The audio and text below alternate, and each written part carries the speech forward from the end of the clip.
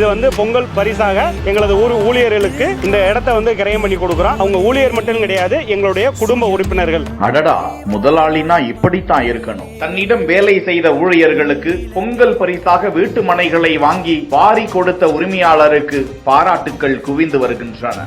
இது போல எல்லாருமே உண்மையாகவும் நேர்மையாகவும் உழைத்தால் எல்லாருக்குமே இதே போல எங்களுடைய நிறுவனம் நிச்சயம் ஏதோ ஒரு விஷயத்தை செஞ்சு கொடுக்கும்.